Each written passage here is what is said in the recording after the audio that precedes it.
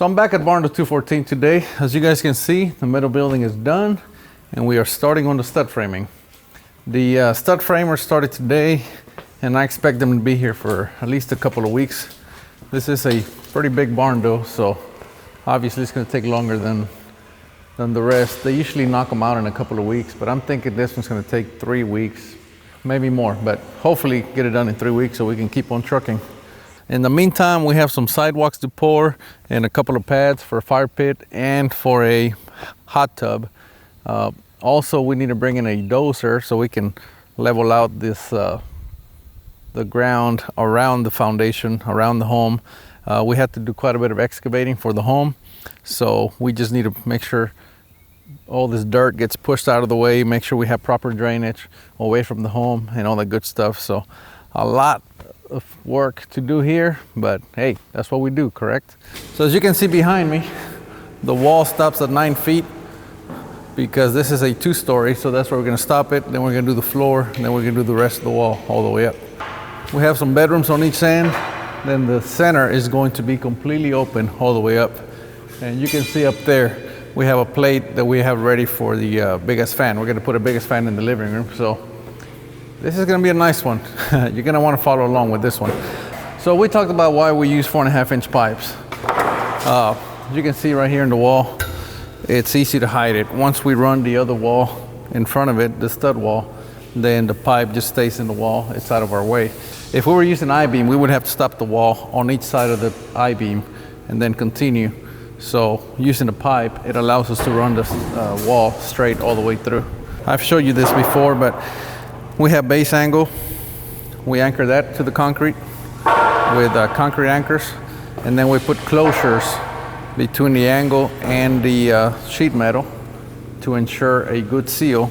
Under the base angle, we put stick tape. It sticks to the concrete and to this base angle, and that's going to give us air tightness. We're looking for air tightness, okay? So this is how we're going to achieve it. Now, on top of all this, once we have the stud wall done, we're going to foam the entire metal wall, and we're gonna have no metal whatsoever showing. We do not want any breaks on that insulation. So you wanna completely cover that metal wall. You wanna cover the purlins, the pipes, the base angle, all that needs to be covered up. You wanna make sure that this is completely airtight.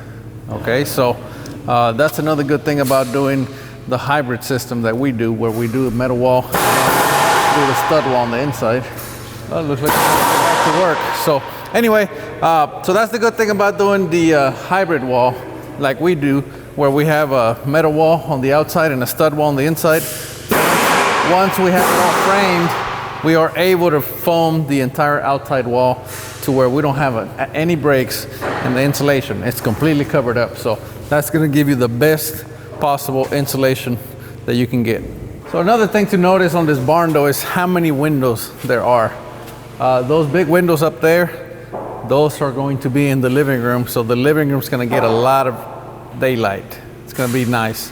Let me go back outside because they're starting to get to work in here, so I'm not gonna be able to hear me, and you're not gonna be able to hear me. All right, so I'm gonna get out of the way, let them work. So as you guys can see, we have these 6x6 square tubing. That's the columns for the porch, and these are all gonna get painted. So these are gonna look real nice as well. This barn has porches all the way around, as you guys can see. So this is very nice. At this point, this is all we do. Then we're gonna come back, run all of our electrical and rough everything in that we need to do. After that's all done, we're gonna come back and put metal soffits under here like we typically do. You guys have seen that. And then we're gonna dress it up real nice. So as you guys can see, we have our own dumpsters, and we deliver dumpsters to every job site. If there is trash on the ground because the dumpsters are full, that's on us. However, if the dumpsters have plenty of room and there's trash anywhere else, they're gonna hear about it, and that's the first thing we're gonna point out. As you guys saw, the framers were in there blowing out the concrete before they put up their walls. They already know what we expect. Like I said, if I was to show up here and it was dirty or somebody had a mess, I would stop the whole thing, and first thing we're gonna do is clean up. Not only does it look better, it's a safety measure. You do not want to be tripping over trash. Okay, that's number one. And number two, it's more presentable. It looks better. If the customer was to be here today and I was gonna meet them, man, I would be embarrassed to show them a dirty job site.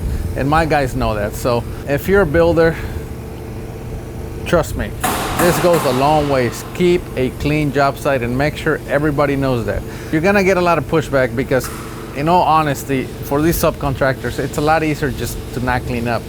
But you must not allow it. You must fight it and fight it hard, and eventually you're going to win. And if you have some subcontractors that just do not want to listen to that rule, well, you have a couple of options. You can either back charge them to clean up, or you can just get rid of them. Get a new one. Get somebody that really appreciates what they're doing, that really has pride in their work, and you won't have the problem again. I promise. So there you go. Alrighty, that's all I got for today. I'm Erik, and we are Texas Barndominiums.